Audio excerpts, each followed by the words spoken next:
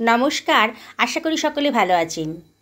দেখেই বুঝতে পারছেন আপনারা, আজকে আমি বানিয়েছি পাওভাজি, একেবারে রাস্তার দোকানের মতন। বাড়িতে যে কিভাবে রাস্তার দোকানের মতন পাওভাজি বানাতে পারবেন, সেই রেসিপিটা দেখলে পরেই আপনারা বুঝতে পারবেন। খুব সহজ বানানো, আপনারা শেষ পর্যন্ত ভিডিওটা দেখুন। আমি দুখানা গাজর নিয়ে নিয়েছি। গাজরের খোসাটা ছাড়িয়ে নিয়ে গাজরগুলোকে ডুমু ডুমু করে কেটে নিচ্ছি। খোসাটা প্রথমে ছাড়িয়ে নিয়েছি। আগে সমস্ত সবজিগুলো আমি ধুয়ে নিয়েছি, তারপরে গাজরটাকে আমি কেটে নিলাম। বন্ধুরা, বাড়িতে কিন্তু অতি সহজেই আমরা দোকানের মতো টেস্ট নিয়ে আসতে পারি। সেটা কীভাবে হবে সেটা আপনারা যদি ভিডিওটা দেখেন তাহলে বুঝতে পারবেন। আমি একটা ক্যাপসিকাম নিয়ে নিলাম। এই পাওভাজি বাড়িতে বানালে পরে যথেষ্ট হেলদি হয় আর যথেষ্ট টেস্টিও হবে। আমি দুখানা আলু নিয়েছি, ক্যাপসিকামটা কুচি করে কেটে নিয়েছি, আলুগুলোকেও ডুমুডুমু করে কেটে নিলাম। খুব বেশি বড়ও করছি না, খুব বেশি ছোটও হবে না। এবারে আমি কেটে নেব বাঁধাকপিটা। আমি একটা বাঁধাকপির 4 ভাগের 1 ভাগ নিয়েছি। নিয়ে বাঁধাকপিটাকেও আমি আগে থেকে ধুয়ে রেখেছিলাম। এবার মোটামুটি করে কেটে নিচ্ছি, মোটামুটি সাইজে করে কেটে নিচ্ছি। এবারে আমি নিয়ে নিচ্ছি একখানা পেঁয়াজ। পেঁয়াজটাকেও আমি প্রথমে মুখের পোর্শনটা একটু কেটে বাদ দিয়ে দিলাম, দিয়ে বড় বড় করে কেটে নিচ্ছি। পরে আবার পেঁয়াজ লাগবে, আপাতত একটা পেঁয়াজ দিয়ে আমি কেটে নিচ্ছি। দেখুন বন্ধুরা, পেঁয়াজগুলোকে কাটা হয়ে গেছে। পেঁয়াজের পাপড়িগুলো আমি সব খুলে নিচ্ছি। একটা প্রেশার কুকারে আমি 2 টেবিল চামচ মতো সাদা তেল দিয়ে দিয়েছি। তেলটা গরম হয়ে গেছে। এবার দিয়ে দিলাম 1 টেবিল চামচ মতো গোটা জিরে।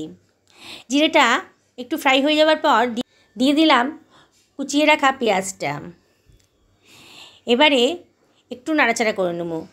পেঁয়াজের কালারটা একটু চেঞ্জ হয়ে যাবে যখন, দেখুন, তার মধ্যে দিয়ে দিলাম কেটে রাখা আলুটা, আর দিয়ে দিচ্ছি গাজর, তারপর দিয়ে দিলাম ক্যাপসিকাম,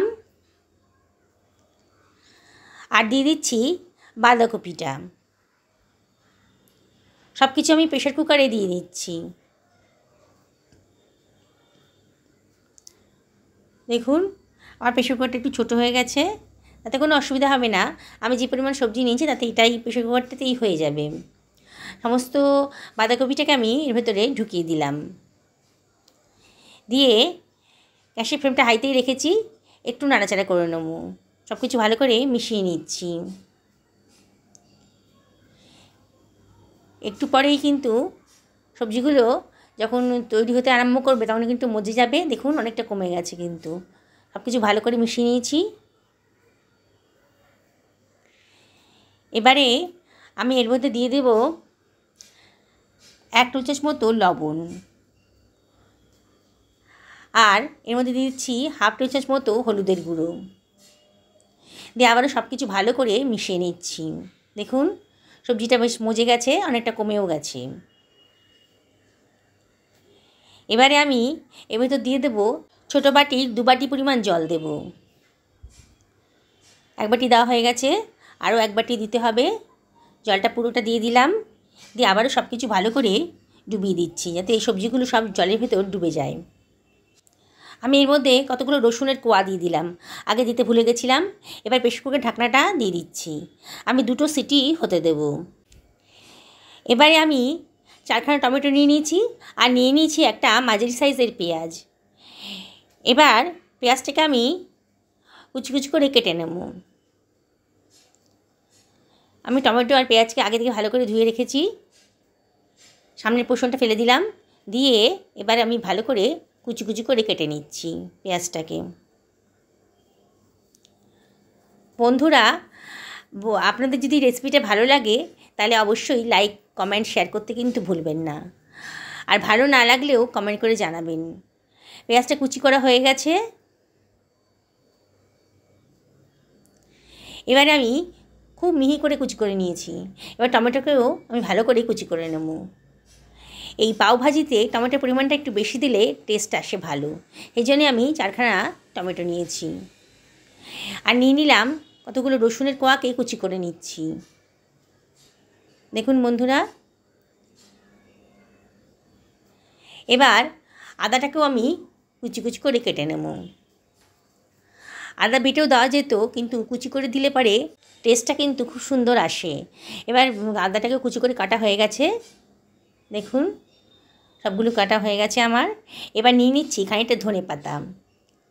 ধনে পাতাটাকেও আমি কুচি কুচি করে কেটে নিচ্ছি। আগে থেকে সব ধুয়ে রেখেছিলাম সবজিগুলোকে। এবারে একটা ফ্রাই প্যানের ভেতর 2 টেবিল চামচ মতো সাদা তেল নিয়ে নিয়েছি। তেলটা গরম হয়ে গেছে, এবার দিয়ে দিলাম 1/2 টেবিল চামচ মতো গোটা জিরে। জিরেটা একটু ফ্রাই হয়ে গেছে, যখন সুন্দর একটা গন্ধ বেরোচ্ছে, তখন দিয়ে দিলাম পেঁয়াজ কুচিটা। পেঁয়াজ কুচিটা দেওয়া হয়ে গেছে, এবারে আমি সব কিছু ভালো করে মিশিয়ে নিচ্ছি। দেখুন পেঁয়াজের কালারটা কিন্তু চেঞ্জ হয়ে গেছে, অনেকটা ট্রান্সপারেন্ট হয়ে গেছে, কাঁচা ভাবটা কিন্তু চলে যাচ্ছে পেঁয়াজের। হাই ফ্লেমেই রেখেছি। এবারে আমি এর ভেতর দিয়ে দিচ্ছি রসুনের কুচিগুলো। বন্ধুরা, আপনারা অবশ্যই বাড়িতে এটা ট্রাই করবেন।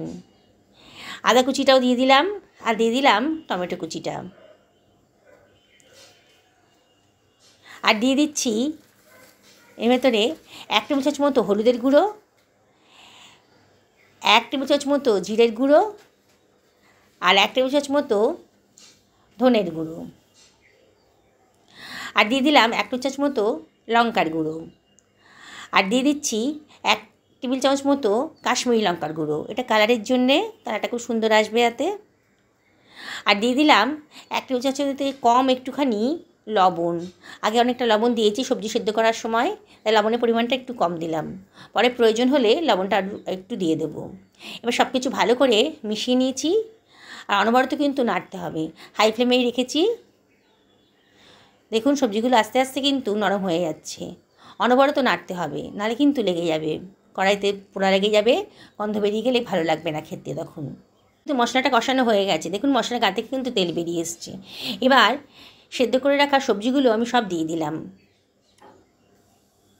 2টো সিটি দেওয়ার পর আমি 10 মিনিট রেস্টে রেখেছিলাম। তো প্রেসার কুকারটা খুলে সমস্ত সবজিগুলোকে আমি কড়াইতে দিয়ে দিয়েছি। দেখুন এবার স্ম্যাশার দিয়ে সবগুলোকে আমি ভালো করে স্ম্যাশ করে নিচ্ছি। বন্ধুরা, এটা বানানো কিন্তু একেবারেই সোজা, আর রাস্তার দোকানে যে স্বাদ আসে, বাড়িতে ভাবলেন যে বাড়িতে হয়তো এরকম করতে পারবেন না, কিন্তু আমার মতো বানিয়ে দেখুন, একেবারে দোকানের মতন টেস্ট আসবে। বাড়িতেই যদি বানাতে পারেন তাহলে আর দোকানে গিয়ে খাবেন কেন, আর বাড়ির বাচ্চাদেরকেও দোকান থেকে কিনে দিতে হবে কেন, বাড়িতেই তো বানানো যাবে। এত সুন্দর একটা রেসিপি, আর অতি সহজেই হয়ে যায়। দেখুন আমি খুব ভালো করে স্ম্যাশ করে নিয়েছি, সব কিছু ভালো করে গলে গেছে সবজিগুলো। এবার ভালো করে মিশিয়ে নিচ্ছি, ফ্লেম কিন্তু হাইতেই রেখেছি। এবার আমি দিয়ে দিচ্ছি একটা পাউচ প্যাকেট পাওয়া যায়, পাওভাজি মশলার পাউচ প্যাকেট, যে কোনো গ্রসারিতেই আপনারা পাবেন, সেইটা দিয়ে দিলাম। খুব সুন্দর একটা গন্ধ বেরোবে, আর টেস্টটাও কিন্তু বহুগুণ বেড়ে যাবে। যখন বাড়িতে বানিয়ে আপনি সার্ভ করবেন বাড়ির লোকজনকে, তখন কিন্তু কেউ বিশ্বাস করবে না যেটা দোকান থেকে আনানো হয়নি, এটা বাড়িতে বানানো কেউ বিশ্বাসই করতে পারবে না। দেখুন আরও মিনিট 5 ফুটিয়ে নিলাম। আপনি যেরকম ঘনত্ব রাখবেন ভাজিটার, সেরকম করেই জলটা দেবেন। আমি এরকম করেই রেখেছি, আমি আর বেশি জল দেবো না এর ভেতরে। এবার দিয়ে দিলাম ধনেপাতা কুচি, সব কিছু আবারও ভালো করে মিশিয়ে নিচ্ছি। এবারে আমি এর মধ্যে দিয়ে দিচ্ছি হাতে ডলে একটু কসুরি মেথি, খুব সুন্দর একটা গন্ধ বেরোবে। আর দিয়ে দিচ্ছি 1 টেবিল চামচ মতো মাখন। মাখনটা দিলে পরে কিন্তু খুব সুন্দর একটা টেস্ট আসে। আমি খুব বেশি মাখন দিইনি, আপনাদের যদি মনে হয় তাহলে আপনারা 2 টেবিল চামচ মতো মাখন দিতে পারেন। এবারে সব কিছু ভালো করে মিশিয়ে দিচ্ছি। আমার কিন্তু ভাজিটা রেডি হয়ে গেছে। দেখুন কত সুন্দর দেখতে হয়েছে, আর খেতেও কিন্তু অসাধারণ। পাওভাজির পাওগুলো কিন্তু যে কোনো বেকারিতে কিন্তু কিনতে পাওয়া যায়, দেখুন আমি কিনে নিয়ে এসেছি এটা। আমি এবার পিস করে কেটে নিলাম আর মাঝখান থেকেও কেটে নিচ্ছি পাউগুলোকে। দেখুন এই পাউগুলো দিয়েই বানাতে হয় পাওভাজি। কেটে নিলাম এগুলোকে। এবার একটা ফ্রাই প্যানের ভেতর দিয়ে দিচ্ছি কিছুটা মাখন। ফ্লেমটা মিডিয়াম টু লোতে রেখেছি, হাই করবেন না। হাইতে দিলে পরে কিন্তু মাখনটা গলে যাবে, পোড়া লেগে যাবে, দেখুন পোড়া গন্ধ বেরিয়ে যাবে। মাখনটা বেশ গলে গেছে দেখুন।